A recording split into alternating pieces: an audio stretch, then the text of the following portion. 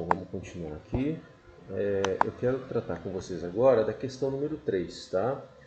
Bom, que alternativa abaixo melhor descreve o modelo de universo de Aristóteles? Tá? Nós temos aqui algumas alternativas, né? Aqui a letra A, nós começamos aqui, o Sol se encontraria no centro, né? Se vocês lembram, Aristóteles ele era geocentrista, tá? Então a primeira questão você já pode descartar, não era a letra A, né?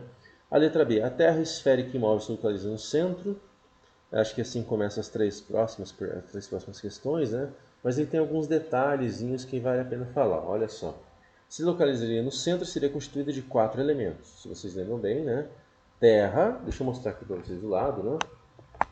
Terra, água, ar e fogo, né? Então seriam os 4 elementos que compunham aqui a Terra, tá bom? Ao redor da Terra girariam a Lua, o Sol, os planetas e as estrelas, todos compostos do quinto elemento, conhecido como éter ou quinta essência. Bom, essa é a resposta, né? Se vocês veem as outras respostas, você tem algumas modificações. Por exemplo, na letra C começa da mesma maneira, você tem ali os 4 elementos, a Terra imóvel no centro, ao redor da Terra giram o Sol e a Lua, só que os planetas giram em torno do Sol. Então aqui você descarta, né? Os planetas também giram em torno da Terra. E na letra D fala, né, que Sol, Lua, planetas giram em torno da Terra, só que são compostos dos mesmos elementos que a Terra, também está errado, tá? Então, relembrando o modelo de Aristóteles, a resposta aqui é a letra B, né? Só deixa eu marcar aqui. A resposta é a letra B, tá bom? Então, relembrando o modelo de Aristóteles, você tem aqui a Terra, composta aí dos 4 elementos, né? Então, a Terra, você tem aí os 4 elementos. Então, terra, cada elemento no seu lugar natural, né? Então, a terra no centro, depois a água, depois o ar, depois o fogo. Acima você tinha os astros, né? Então, aí temos a Lua girando em torno da Terra. Você tem o planeta Vênus. Na verdade são Mercúrio e Vênus, né? Vou colocar Vênus só para representar mesmo. Você tem o Sol, tá? Vou colocar, peraí. Ver se eu consigo achar ele aqui. Então tá aqui o Sol, né? O Sol girando em torno da Terra. Você tem também os planetas exteriores, né? Marte, Júpiter, Saturno. Vou colocar Marte aqui só para representar. E também você tem as estrelas, né? Então a última esfera era a esfera das estrelas fixas. Tá? Então isso aqui era todo o universo na concepção dos gregos, né? Aqui na concepção de Aristóteles, mas na concepção geral dos gregos, era esse mesmo modelo de universo que eles acreditavam, né? Um universo limitado em tamanho, né? Finito, centrado numa Terra esférica e imóvel, tá? Com os astros girando aí em torno da Terra. Só para finalizar, né? Tudo que está acima da camada de fogo é composto aí do chamado éter, tá? Então o éter, o quinto elemento, era ele que preenchia, né, todo o resto do universo que não era a Terra, tá bom? Então, na verdade, os astros eram feitos de éter, o próprio espaço era preenchido por éter, ou seja, você não tinha um vácuo como nós temos hoje, né?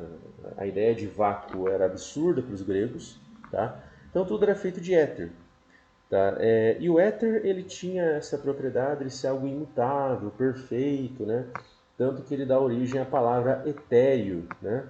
Se você procura no dicionário a palavra etéreo, você vai ver aí uma ligação com a palavra divino.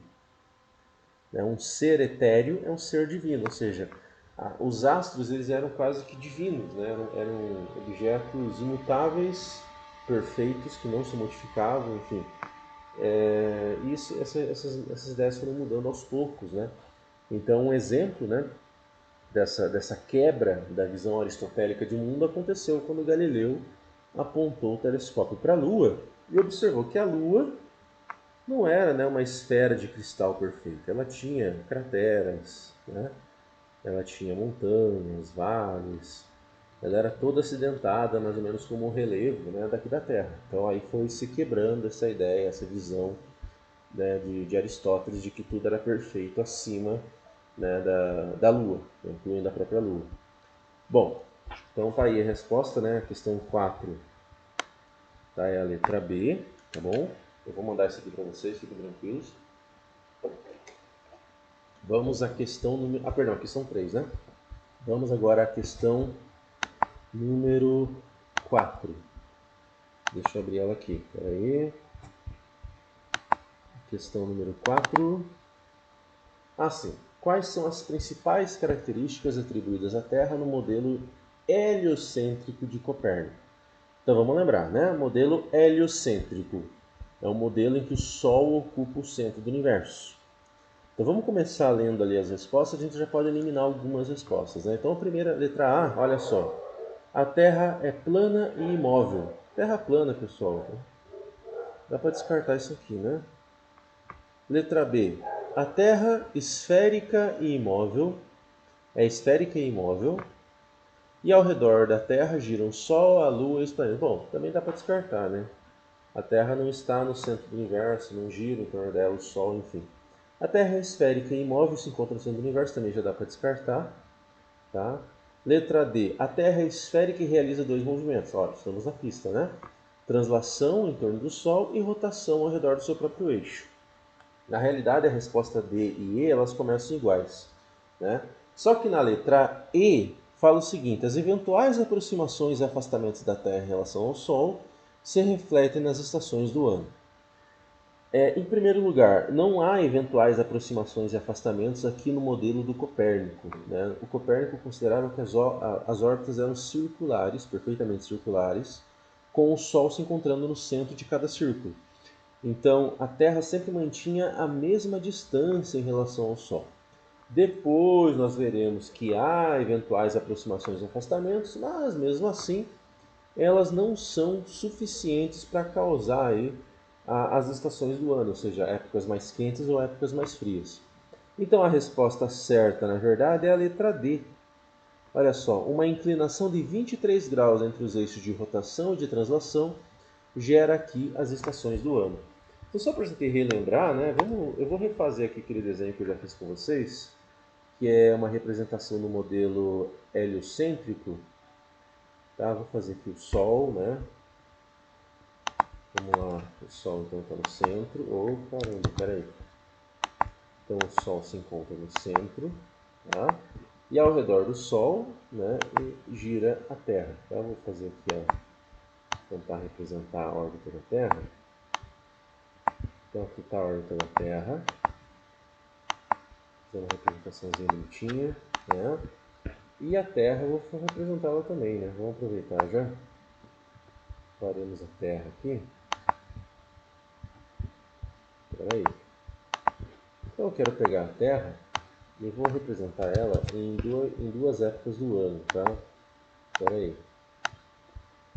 Então só para vocês lembrarem, né? O que acontece, qual que é a diferença entre o que acontece a diferença entre os movimentos de rotação e de translação, tá?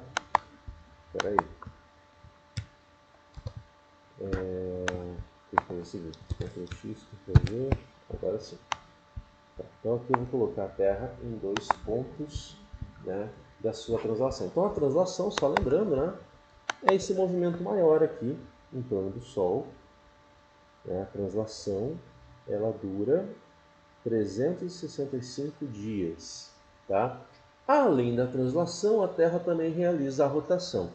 Vale lembrar o seguinte: a rotação ela não é alinhada com a translação, ou seja, a Terra não gira em torno de si mesma no mesmo plano que ela gira em torno do Sol. Na realidade, a rotação ela é inclinada em relação ao eixo de translação. Aqui nós estamos representando a rotação da Terra. Tá?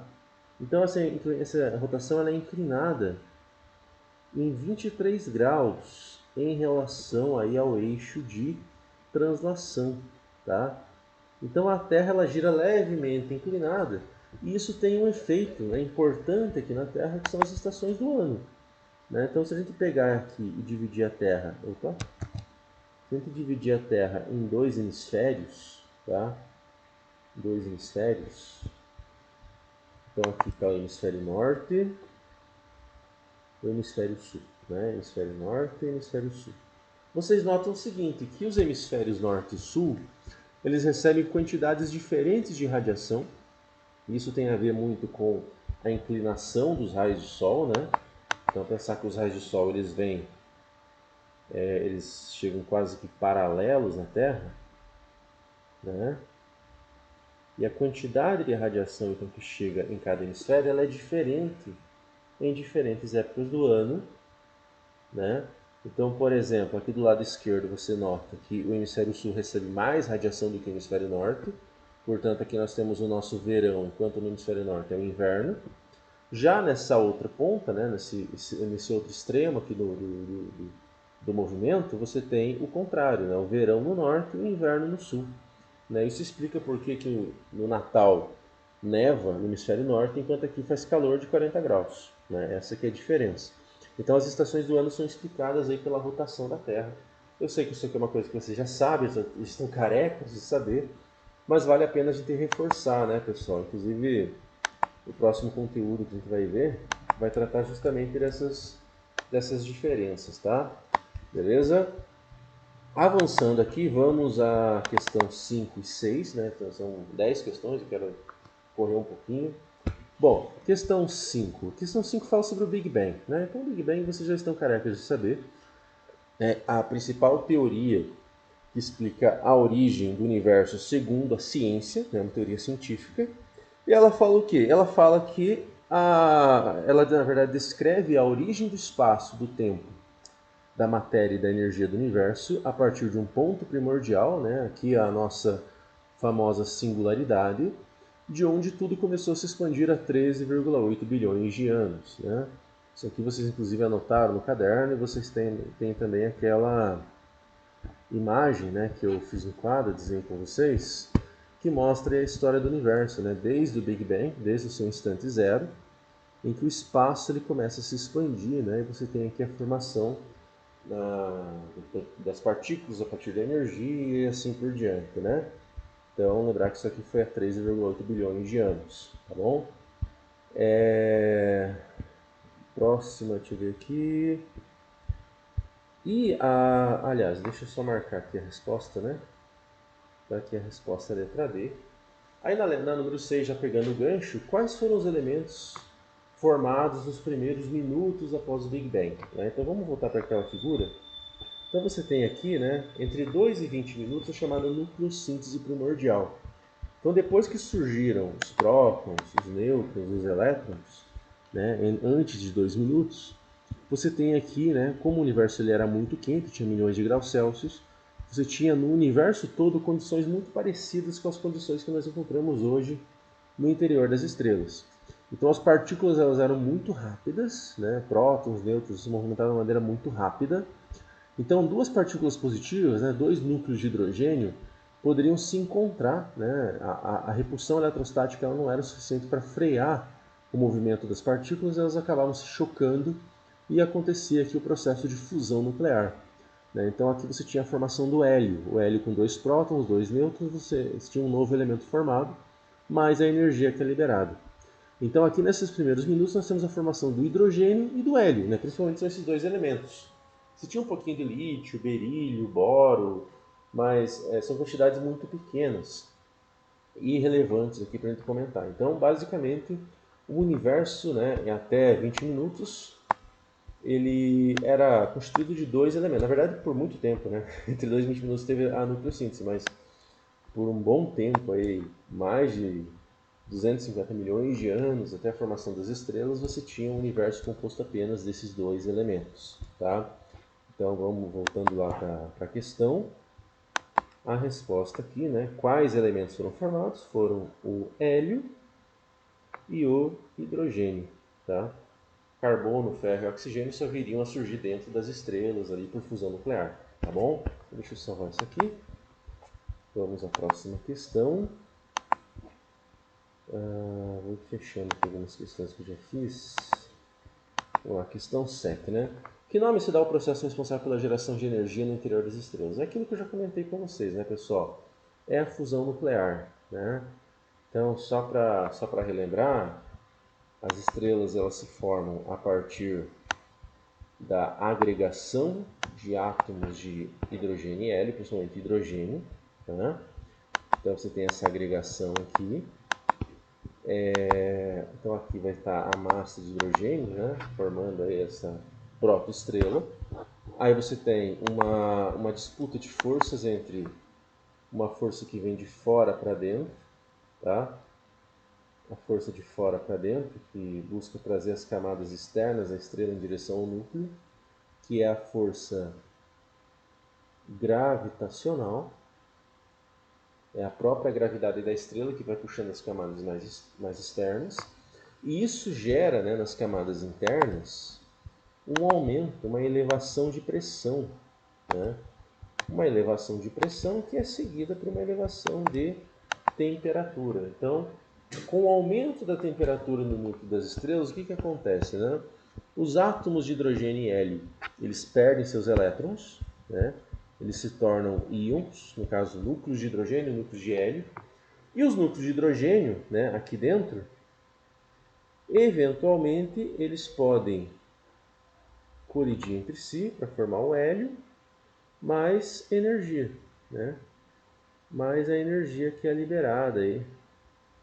Então esse processo aqui ele é chamado de fusão nuclear, né? Vocês anotaram isso aqui no caderno de vocês. Né? Assim que surge uma estrela, assim como a estrela começa a brilhar, né? Então a estrela começa a liberar luz, começa a liberar radiação. E qual a importância dessa radiação? A importância é que a chamada pressão de radiação, né, que surge de dentro para fora devido à liberação de energia, esta pressão de dentro para fora, pela liberação de energia, ela equilibra a força gravitacional e você tem uma estrela estável, né? Então a estrela permanece estável por muito tempo, tá? É inclusive o que acontece no nosso Sol atualmente, né? O Sol ele está mantido por essa disputa de forças e, no caso, a pressão de radiação ela é liberada a partir aí da fusão nuclear, tá bom? Bom, avançando agora para a questão número 8, deixa eu ver aqui. Questão número 8. Qual afirmativa abaixo melhor descreve o processo de formação das estrelas? Bom, aquilo que eu já tinha comentado com vocês, né, pessoal? A questão certa ela quase que responde aí esta questão, né? Eu já fechei aqui, mas é pela agregação aí de hidrogênio e hélio. Deixa eu até anotar aqui. Então é basicamente hidrogênio e hélio que formavam as nebulosas, né? Essas moléculas elas foram se agregando. Inclusive está nessa figura aqui uma outra representação, né? Então, as primeiras estrelas elas também surgem aí das nebulosas, nuvens de hidrogênio e hélio, e dessa condensação, dessa agregação, você tem o surgimento das estrelas. Né? Demorou 250 milhões de anos para isso acontecer, mas aconteceu aí nas nebulosas. Tá? Então a resposta aqui da questão número 8, deixa eu ver aqui. Tá, a questão número 8 é a letra C. As estrelas se formam a partir do agrupamento de átomos de hidrogênio e hélio presentes em nuvens de gás e poeira chamadas de nebulosas. Bom, as estrelas se formam em tamanhos diminutos nessa fase chamada de anãs brancas da preliminar, né? Anãs brancas é a fase final. As estrelas são gigantescas esferas em combustão, não tem nada a ver com combustão. A combustão envolve queima de combustível, oxigênio, não tem nada a ver com isso. Uma estrela ela não pega fogo, ela não é fogo, ela é basicamente uma nuvem de gás. E esse gás ionizado ele é chamado de plasma devido à altíssima temperatura, mas é um gás, né? Essencialmente é um gás. E a temperatura é tão alta no interior desse gás que os átomos ou os núcleos eles se fundem, liberando assim energia pela fusão nuclear, tá? E a letra A, as estrelas se formaram todos os primeiros instantes do universo também, né? Não tem nada a ver. Foram 250 milhões de anos e não se formaram todas, né? Nós tivemos gerações de estrelas que nasceram, explodiram e assim por diante. Tá? Então a resposta aí é a letra C. Tá? Vamos lá, número 9, estamos quase acabando, tá? Marque a alternativa que melhor descreve a fase final da vida de estrelas com tamanhos semelhantes ao Sol. Bom, eu tenho aqui uma figura que vale a pena mostrar para vocês, que é, na verdade, aquilo que eu já passei no quadro, né? Então eu fiz aqui um esqueminha com os ciclos estelares, tá? Aqui na parte de cima são as estrelas semelhantes ao Sol e na parte de baixo você tem as estrelas com mais de 8 vezes a massa do Sol. Então, as estrelas parecidas com o Sol, elas nascem de nebulosas, você tem a fase de protoestrela, tá? É importante que vocês anotem essa figura no caderno, tá? Eu vou mandar para vocês. Quem ainda não anotou, deixa tudo em dia para poder usar na recuperação. Tá, você tem aqui a protoestrela, depois você tem a sequência principal, tá? Que é a fase mais longeva da vida da estrela. Inclusive o nosso Sol está nessa fase, fundindo hidrogênio para formar o hélio. Depois que o hélio acaba, depois que o hidrogênio acaba, você tem a inflação da estrela para uma gigante vermelha, depois uma supergigante vermelha. Aqui você tem um aumento de 200 vezes aí o tamanho do Sol, tá? O tamanho original do Sol. Você tem aqui a fusão do hélio para formar carbono e oxigênio, e no final da sua vida as camadas externas serão liberadas na forma de uma nebulosa planetária, e o que vai sobrar vai ser uma anã branca, tá? Se você vai ver as alternativas, a que faz mais sentido, né, a que está mais próxima da explicação, é a letra B. Quando o hidrogênio se esgotar, terá início a fusão do hélio. O Sol expandirá seu tamanho 200 vezes na fase conhecida como supergigante vermelho, aquilo que a gente comentou. Por fim, as camadas mais externas se espalharão pelo espaço na forma de uma nebulosa planetária, e tudo o que restará será uma estrela anã branca, aproximadamente do tamanho da Terra, a qual não é capaz de fazer a fusão nuclear. Lentamente a anã branca se resfriará e se tornará uma anã marrom. Tá? Então essa aí é a resposta. Eu mando depois a figura e tudo mais. Bom, só um minutinho, pessoal. Falta ainda o número 10.